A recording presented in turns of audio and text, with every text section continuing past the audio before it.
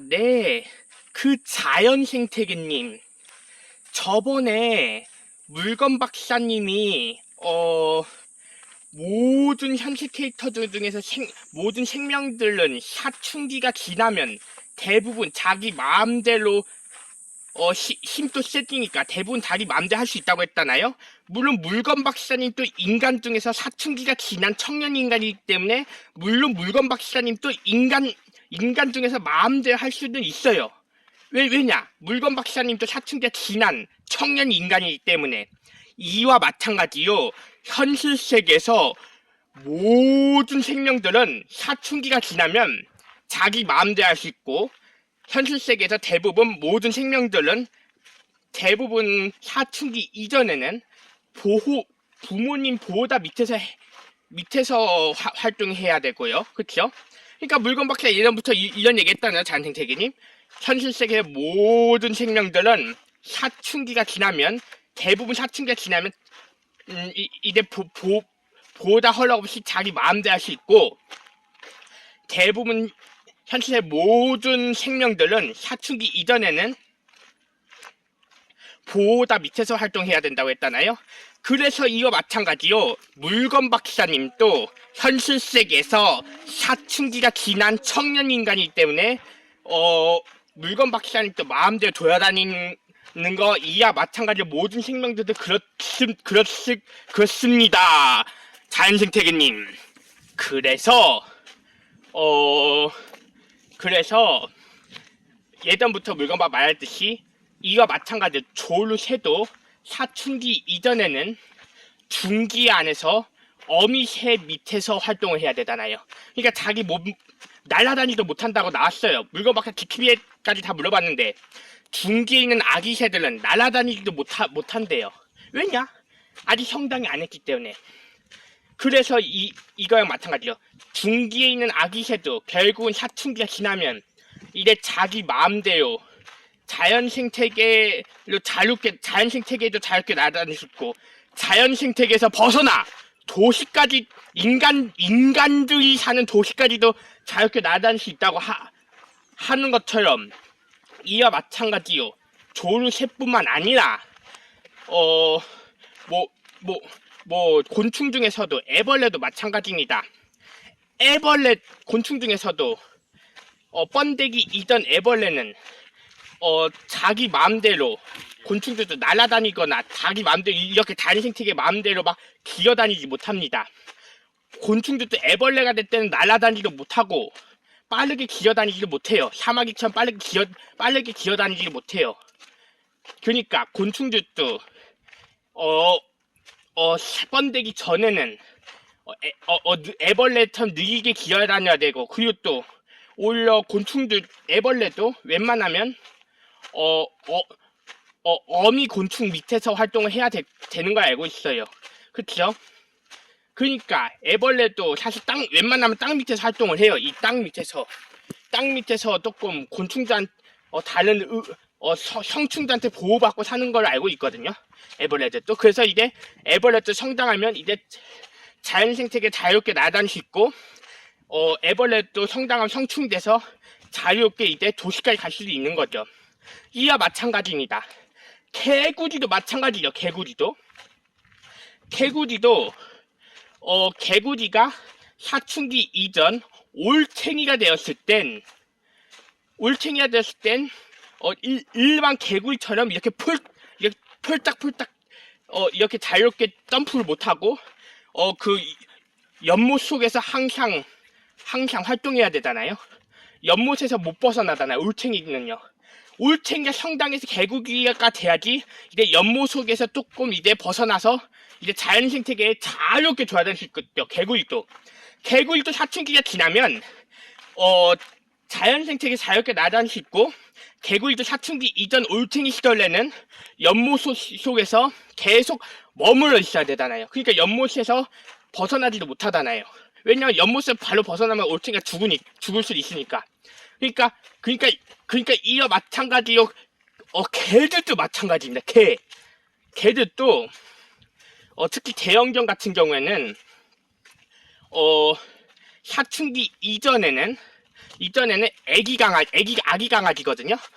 아기 강아지도 어미개 밑에서 젖 먹고 자라야 돼요. 어미개 밑에 있어야 돼요. 진짜. 어미개 밑에 있어야 됩니다. 어미개 좀 젖 먹고 있어야 됩니다. 어미개. 그쵸? 애기개 때 어미개 젖 먹고 있어야 되고, 젖 먹을 때 젖 먹으면서 조금 누워 있어야 합니다. 그쵸? 그러니까 아기 강아지도 성장하면, 아기 강아지도 성체가 되면 어떻게 되는지 아십니까? 특히 대형견 같은 경우에는요. 사냥개 같은 경우에는 이렇게 산 절벽을 자기 마음대로 뛰어날 수 있어요. 사냥개뿐만 아니라 긴조개도 마찬가지로 성체가 되면 이렇게 자유롭게 뛰어다닐 수 있고, 오히려 사냥개들끼리 뒷다무리끼리 지네들끼리 어울러서 멧돼지도 잡을 수 있어요. 사냥개들도 진짜예요.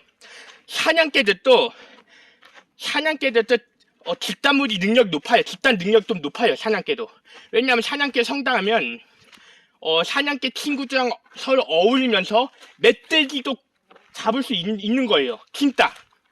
사냥개를 그던 애기 때는 멧돼지 잡을 능력도 안 되고 절벽에 뛰어다닐 능력도 안 되지만, 사냥개나 긴조개도 성장하면 개들이랑 어울리면서 절벽에 이렇게 뛰어다니면서 사냥하면서 멧돼지 사냥할 수도 있습니다. 그럴 능력이 있어요. 그러니까 사냥개가 한 마리가 아니라 여러 마리 모여서 멧돼지를 사냥하는 능력이 있습니다. 실제로. 그러니까 물건박사 관찰계과 대부분 모든 생명들은 사춘기가 지나면 능력이 뛰어나집니다. 대부분 모든 생명들은. 자연생태계님, 그러니까 물건박사 말하듯이 자연생태계님, 현실 세계에서 대부분 모든 생명들은 사춘기가 지나면 능력이 뛰어나집니다. 물건박사가 실제 다 관찰해봐서 알아요. 자연생태계님, 대부분 모든 생명들은 사춘기가 지나면 능력이 뛰어나집니다. 실제로 재능이 높아집니다. 다시 한 번 더 얘기했지만 대부분 현실 세계에서 모든 생명들은 사춘기가 지나면 재능이 뛰어나집니다. 그쵸? 그래서 이와 마찬가지요. 인간들도 포함해서 말한다면 인간들도 사실 사춘기 이전에는 그것도 뭐든지 보호자랑 허락받고 물건을 구매하거나 그래야 될 상황이라고 하더라고요. 인간들도 어린이 시절 때 항상 보호자랑 허락을 많이 한다고 하더라고요. 그렇죠? 근데 대부분 인간들도 사춘기 이후가 되면 청년이 되잖아요. 어떻게 보면 인간들은 또 고등학생 때부터가 시작이에요. 진짜 물건박사 알거든요. 사춘기가 중학생 때면 고등학생 때부터가 청년이거든요. 인간들은. 그래서 요새는 또 대부분은 생물학적으로는 고등학생부터가 청년이에요. 인간들 그렇습니다. 물건박사 관찰한 결과. 그래서 인간들은 대부분 사춘기 지나고 대부분 고등학생 때부터 자기 마음대로 활동할 줄 알아요. 그 능력이 키워져요. 물건박사 실제 관찰해봐서 알거든요. 인간들도 대부분 고등학생부터가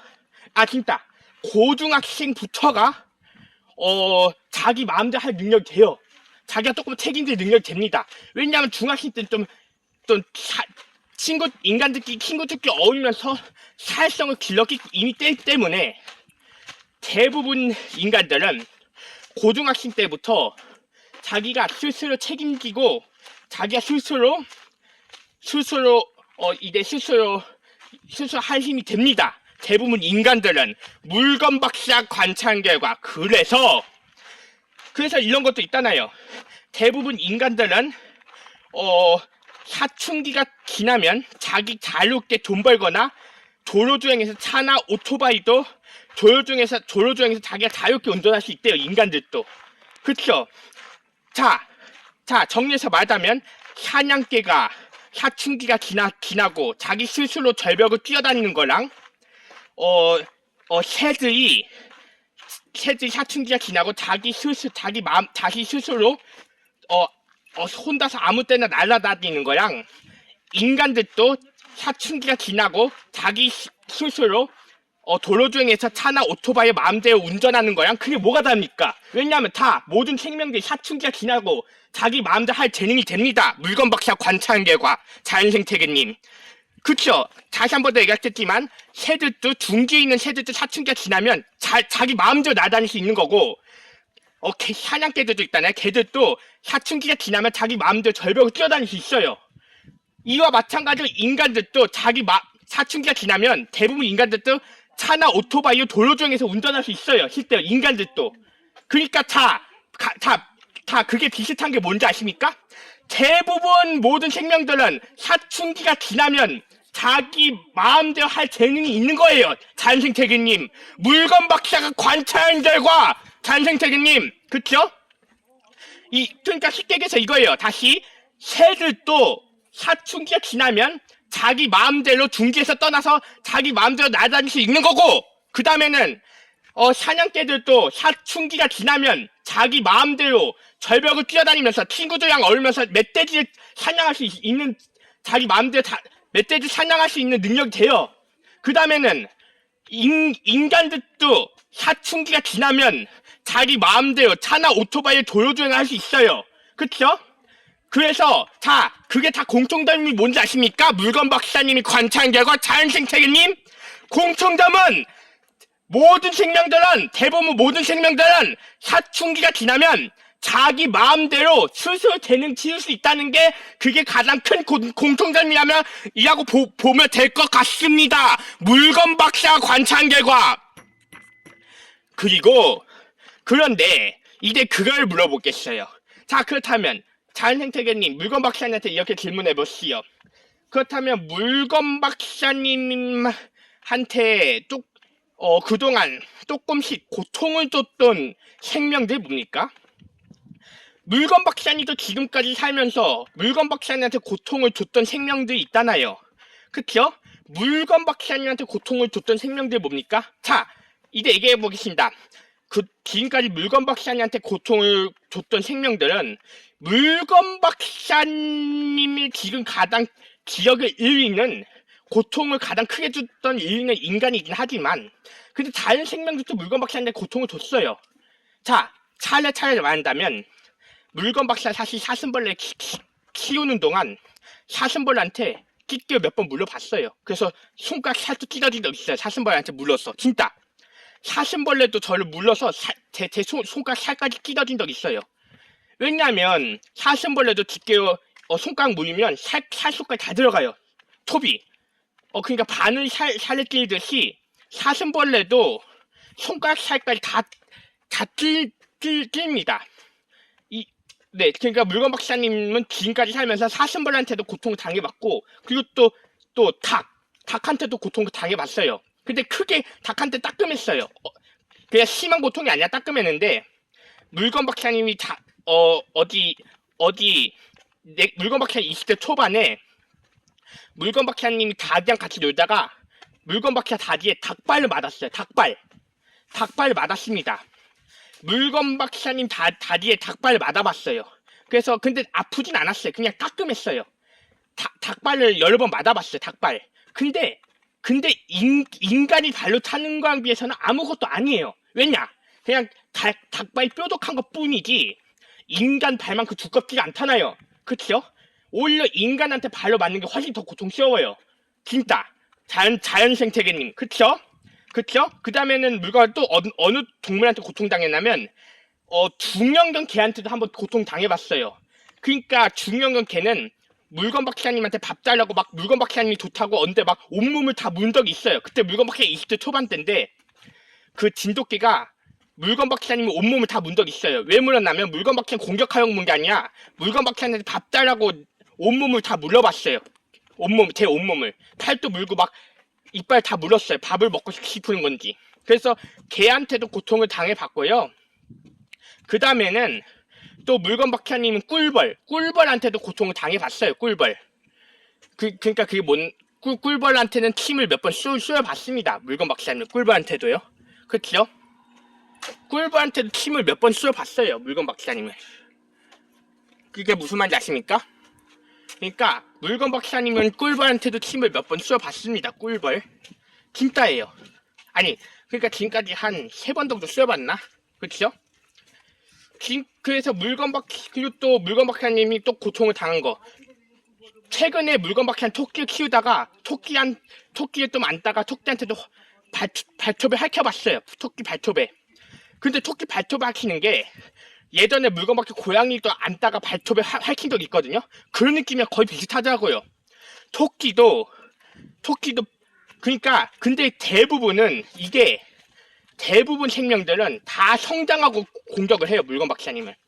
그러니까 모든 생명들은 물건박사님을 공격하는 성향이 조금씩 보여요. 그렇죠? 그러니까 토끼도 다 큰 성체 토끼도 자기가 다 크다 보니까 토끼도 조금 내가 통에 집어넣어가 하는 순간 토끼도 발톱으로 물건박사 한번 핥아봤어요. 그쵸? 자, 이제 이와 마찬가지요. 인간들도 마찬가지예요. 인간들도 성장하면서 물건박사님을 여러 번 폭행했습니다. 실제로 인간들도. 그쵸? 근데 지금까지 물건박사님을 가장 큰 고통을 준 존재가 인간인 것 같습니다. 지금까지 가장 큰 고통을 준 존재가 인간들이 가장 큰 고통을 줬거든요. 물건박사님한테. 인간들보다 더 큰 고통을 준 생명이 지금 아직 없습니다. 근데 이 얘기 하고 싶었던 게 아마도 물건박사님이 시골에 살지 않고 도시에 사니까 대부분 도시에 사는 인간들은 인간들한테 가장 큰 고통을 당해요. 물건박사에 비한 시골에 사는 인간들은 뭔가 사냥개나 개한테 막 물려서 고통을 크게 당하는데 물건박사님은 도시에 사니까 인간들한테 가장 큰 고통을 당했습니다. 근데 원인은 물건박사는 도시에 살아서 그런 것 같습니다. 만약에 물건박사는 시골에 살았다면 어떻게 보면 개나 이런 짐승들한테 큰 고통을 당했겠죠. 물건박사님이 안 그래도. 그렇죠? 물건박사님이 도시에 사니까 인간들한테 지금까지 가장 큰 고통을 당했습니다. 현실 세계에서. 그래서 물건박사님이 지금까지 살면서 많은 인간들한테 폭력도 당해봤어요. 발로도 맞아봤고, 주먹으로 몇 대 맞아봤어요. 인간들한테도. 그렇죠? 근데 물건박사님이 도시에 사니까 그런 것 같습니다. 만약 물건박사님이 시골에 살았다면 당연히 사냥개나 이런 짐승들한테 고통을 더 많이 당했겠죠. 인간들보다. 그쵸? 그래서 지금까지는 그러니까 인간들은 그동안 어떻게 폭행했냐? 주먹으로 물건박사님 몇 대 때린 적도 있고 발로도 몇 대 찬 적도 있어요. 물건박사님을. 근데 물건박사님은 그나마 좀 맷집이 있고 힘이 세니까 좀 견딜만 하는데 그 물건박사님한테도 여러 번 폭행한 인간들도 많아요. 그쵸? 지금까지. 그러니까 그렇다고 해서 사슴벌레가 아무 잘못이 없다는 게 아니에요. 사슴벌레도 몇 번 저를 깊게 물렀어요. 제가 사슴벌레 키우다가 사슴벌레도 몇 번 손가락을 물러가지고 언제 손가락까지 다 물은 적도 있어요. 저도 사슴벌레가. 그러니까 그렇다면 물건박사님한테 이렇게 질문해 본다면 물건박사님, 그렇다면 현실 세계 왜 대부분 동물들은 왜 이렇게 서로 고통을 주면서도 살기도 합니까?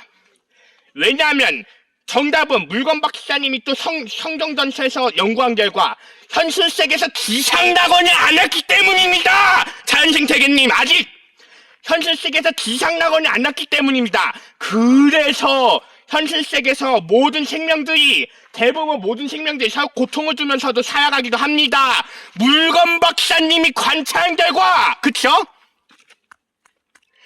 이상 물건박사 이태호였습니다.